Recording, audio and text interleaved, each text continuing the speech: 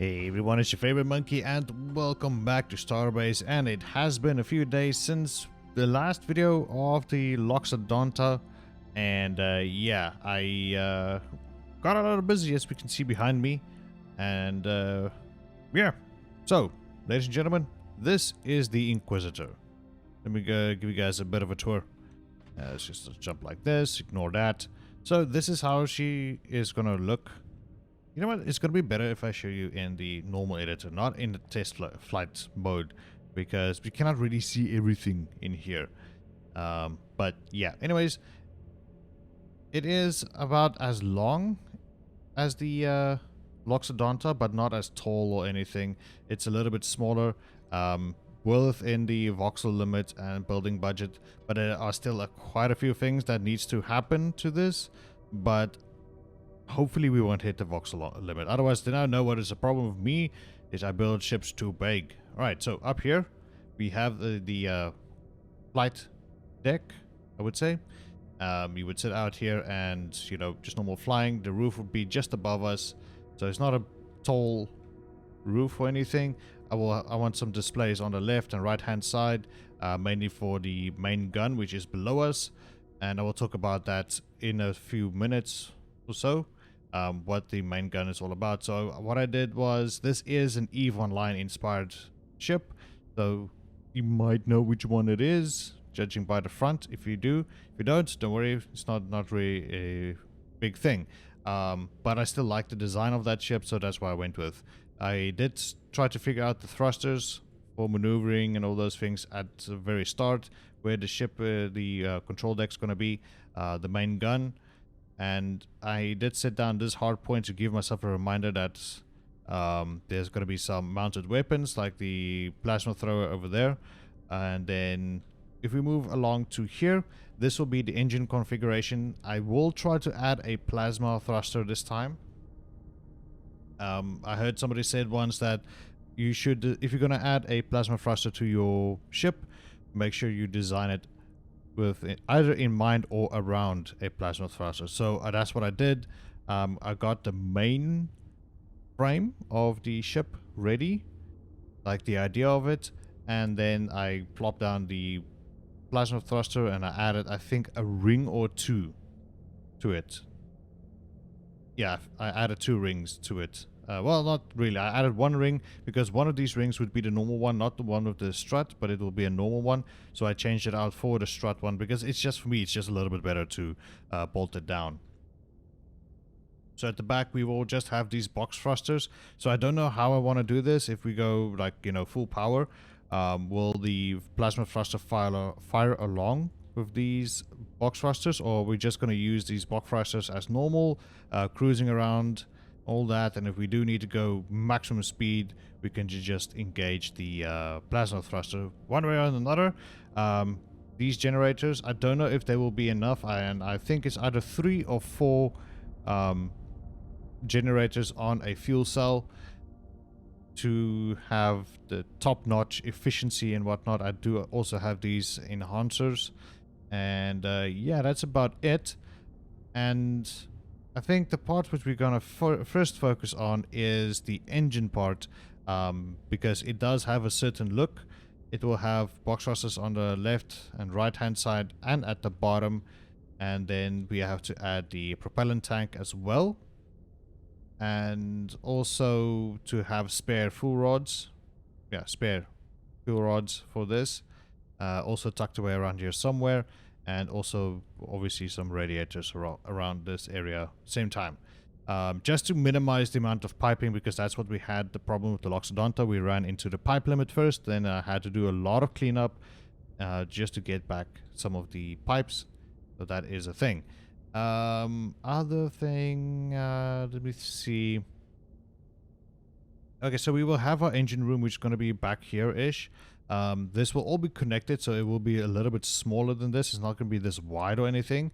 As soon as I can figure out how the engine room is going to look like, I first want to design that. We do have the frame down, so this is fine. You know, we can just do whatever.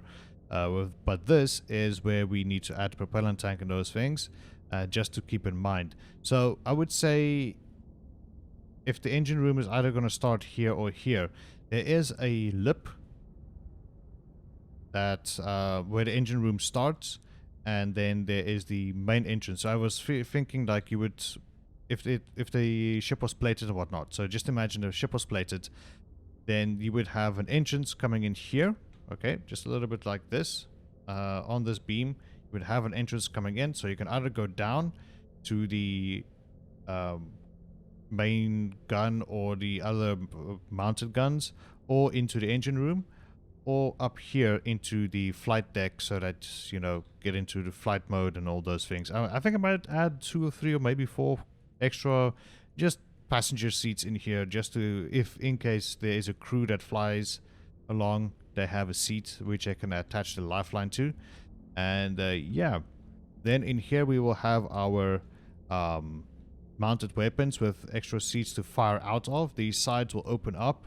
The main reason I will show you guys what I've done with the main weapon in a second. So let's say, for instance, the main weapon has been used, and now we have to wait for charging time, and we're protecting miners from pirates or something.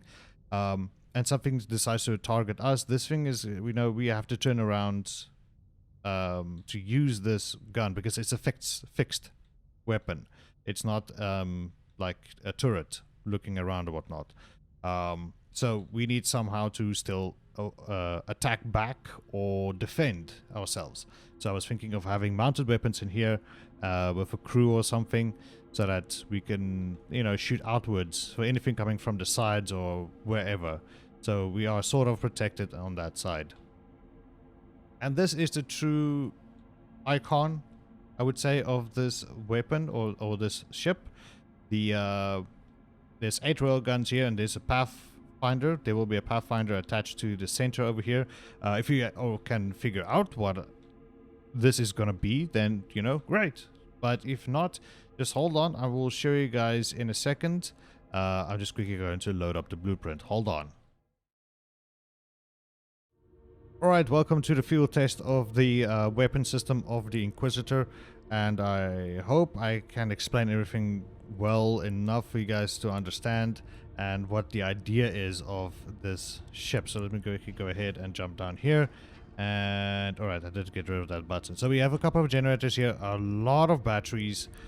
This was only for testing purposes. Alright, so we're not gonna have this, I hope we're not gonna have this many batteries in our ship. And then got 2 Vasamas here because I had to drive out there on my own, and YOLO code. Alright, so this is how the main weapon's gonna work. We will have a dedicated power generation for the ship. So the railguns and everything is gonna be not connected to the main grid. They're gonna have a subgrid on their own. And like I said, on the cockpit area or the flight deck, we will have our own buttons control panel for the main battery, not battery, main gun. Right, I'm gonna count this as one main gun. Also, I'm just waiting for this to charge. I don't know, I have no idea really how generators like work with batteries or whatnot. Is there a way you can have this charge batteries faster? Is there a way to charge railguns faster? I don't know. I've done a lot of testing and I'm not sure myself, but I also have some radiators over there and some fuel cells. So just, you know, this is all just testing purposes. It's not going to be for anything else. Alright, so how the code works is we got 2 buttons. This is just to make sure we don't shoot our own if we're under attack or anything. So what's that floating over there? Oh, yeah, okay, now I know what it is. Okay, so I just added the simple YOLO code to let me know if the railguns are charged, and all 8 of them are charged. That's why that is blinking. Let's stand over here. So we got 2 buttons here. RF on is rangefinder, so that is on. It's set for 950 meters. I think that's what it is in meters. And I tuned these weapons so that they pinpoint hit at the very end of that 950 meters. And yeah, I feel like the bullets do stop there, but I read people said like no, they can go for kilometers and kilometers. But the testing I've done, they've reached up until 950 and not further. Alright, so the RF on switches on the rangefinder. and then arm. I don't know if you guys saw that, but okay, let's switch arm off and look at the tool over here. The TP, that's turret pitch. Okay, what I've done is I decided to to aim these, because these guys would now shoot straight. We want the guns to hit dead center where the laser stops. All right, so that means the bullets will travel down where this laser is going, and then, you know, hit the target at the other end. So when I do this, the value actually changed to 0.1. That is minuscule movement. I was setting it at 10, and then they would cross like right over here. The bullets would fly into the different directions, so I changed it so that the bullets would meet together. All 8 bullets would meet at the very tip of this rangefinder. So now those they are both armed. I mean, the both buttons are pressed. This means the weapon is hot, it's ready to go. I added red lights so that stop, just because. So now what happens is, if we fly, let's just go out just a little bit, okay? If we break this beam, if we get in front of this beam, all of those guys will shoot. Look at this. Almost instantaneously. We try it again. And that is our main weapon. That's what we're gonna have. I don't know how effective this is. It's just cool. I want it, and I coded for a long time. I think 2 days straight I was working with the code. If you guys are wonder how I wrote that code, let me know in the comment section. I will show you guys in another video how I coded that. But yeah. So, and if you guys probably noticed, like, we are going to have these lights in the barrel as well for the main ship. It's just for effects, basically. And if this were charging any faster or whatnot, look at the lights. That's how many times this thing would have been shooting. Okay, I don't want to cause seizures or anything, but the flashing, that's how quickly it would have been firing. If we had any other weapons here, they would be constantly firing. But these railguns have charge up times. This one, they're all already now. But yeah, so that's the whole idea of this weapon. So yeah, I'm glad I got to show this off. I've been working a few days with this. So what I'm gonna do is I'm gonna see if I can work on that engine part, the back end, to see if we can get something figured out. I really want to get the engine going and attach and complete the frame of the ship, so that we can actually, you know, flight test it, see if everything works, and then we'll start working on other things. There's not a lot that goes into the ship, but I hope it is something I can use in the future. We want one last time to look at it. Here you go. Pretty freaking sweet. Alright guys, hold on. Let me see what I can do with that engine room, and we'll be right back. Alright, welcome back. So it has actually been a day and a half, maybe 2 days. I can't remember now, but I think it was about a day and a half, which half of that was me testing out the Durtech Vanna. If you guys have not seen that video, go ahead and check it out. It's really, really cool mining ship. Had a lot of fun testing it out and doing things. But then I returned to the Inquisitor, and this is why I have my back turned to it. And I kind of finished it up and got it into a flying status. Although it's not really 100% finished. It's just the frame. Well, let me show you guys. This is what it is. Yeah, there's something weird. I hope you guys can help me with it. Otherwise, I'll just ask in the keyboard Discord about it. But anyways, our flight deck's going to be here. And yeah, it's going to be there. I wanted to add the main weapons and the side thrusters and whatnot. They are just going to be placeholders for now. You know, just to see if we can get the ship in a flying status. And it is. So finished up with the assembly of the plasma thruster, the normal thrusters here on the back end as well. I am debating on adding these or not. It would be really cool because we'll fit with the design of the ship. Otherwise, you know, I might just drop them. And also, I was keeping an eye on the build budget. Ignore the top end because I bought the Vanna, so that's why my funds dropped, and this is why it's warning me. Yes, we are very close to the pipe limit, but just remember, everything is hooked up, I did not hit the limit yet, but it's damn close. Although everything has been hooked up, and there's no more need for any more. There's no need for more pipes or whatnot, and also the voxel volume. So that is pretty cool. We're not close to it, and the ship is about 30-40% done. It will come plating, when plating comes, then that is going to be a different story. There's still the interior that needs to be worked on, and the main gun of the ship. Well, I will call it gun because it's literally all of these fire at once, but the main gun is going to be there. That is in, and it's in place where it should be. And below, I was thinking of maybe let's just close this bottom part over here. This is going to house everything that needs, except for the YOLO code. Well, maybe the YOLO code including, I don't know, but this is going to house everything that is needed to power up the main weapon and fire it. It's going to have its own separate generators and batteries, and I think also radiators as well. But yeah, we will see when the time comes. And yeah, that's that. There's still the interior that needs to be done, especially this part in here, which we have to make sure that it has weapons in for side firing out the side. So if somebody comes from the side, or we are actually engaging somebody, and the main gun is still either charging up or, still has to aim down to fire at the person, and they're coming from the sides, then yeah, this will be a perfect place for side-mounted weapons to fire outwards. And yeah, then also this side, I tested it out, so we can reach these propellant tanks. This gap is small enough for a endo to walk through, and that will make it also easier to, if we need to manually replace them, that will be there. And I was thinking of having this part as sort of the engineering room or whatnot, having spare fuel rods or fuel cells around here, and also some propellant tanks, and I don't know, other things, various things we might need.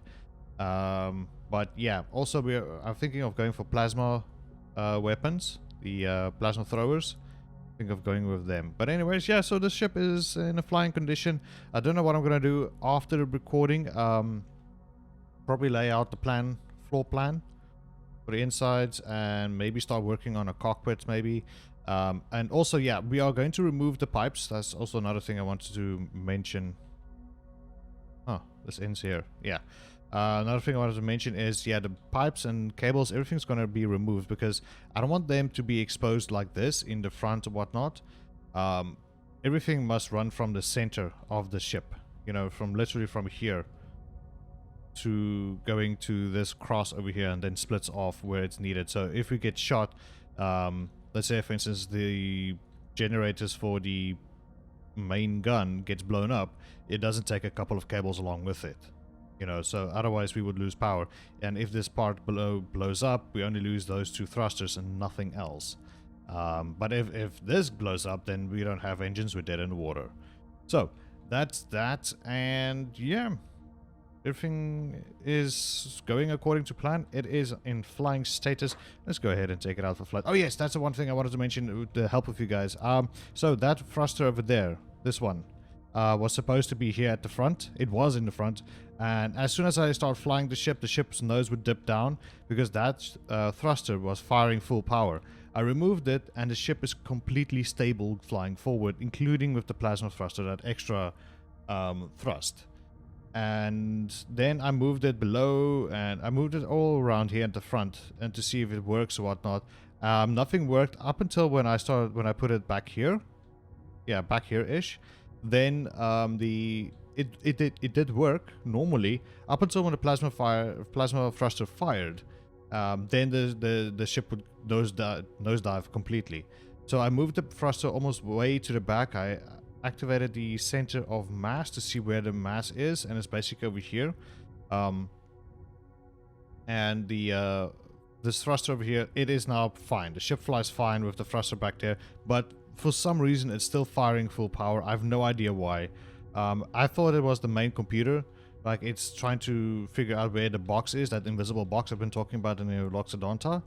And these thrusters are box shaped. You know, they are like in an invisible box around the ship, which is, you know, it should be that thruster and that thruster must be actually aligned. That's the whole idea. So yeah, I don't know if you guys can tell me like what do you think might be the issue. That'd be great. Let's take this baby out for a spin, and yeah, so we are going to activate the plasma thruster. I like to do it this way, otherwise, you know, I don't know if it's charged or not, and I'm going to run back and forth the whole time. So we have, this is normal full thrust of the box thrusters alone. I might add the triangle thrusters later just to add some color and flair and maybe a tiny bit extra speed. I'm not too sure. We have our left turn, right turn, we have our downwards, we have our upwards, so everything works perfectly. We just go ahead and do this. Yeah, the speed at which this thing flies is actually quite astonishing. So let's go ahead and fire forward, and there we go. Already a massive difference we can see with that plasma thruster. And if we look at the back, see that thruster? It's already firing full power for no reason. I don't know why. It doesn't matter where this thing sits at the front. It still fires like 100%. I don't know why it's doing that. The other thrusters are all fine. Look at that one. It's barely firing. That one also barely firing. Just to keep the ship in a stable condition, you know, like flying completely perfectly balanced. But other than that, so since I moved that back there, it is fine. I just don't like it that it fires because it's extra fuel being wasted. And like I said, when I just completely switch it off, like I cut the cables and everything of it, this ship flies normally. Like there's no imbalance whatsoever. The only problem is I won't have the ability to move downwards or, you know, this. So yeah, and yeah, so I think that's everything for now. You know, just sit down and wait for this thing to stop. Let the space jelly do its thing, and let's see if we can turn this guy. Like, what will be a great picture? This way? I think so. Yeah, there we go. Let me go ahead and do this. There we go. Why are you still moving? That's weird. Alright, there we go. I was about to say, like, what was that noise? I'm alone here. Alright, so yeah, this is how it looks like. Pretty cool, I gotta say. I like the shape and everything of it. It's coming along quite nicely. But yeah, anyways, people, that's gonna be it for me today. Thanks so much for joining me here on Starbase. Hope you guys did enjoy today's episode. See you guys next time. Bye-bye.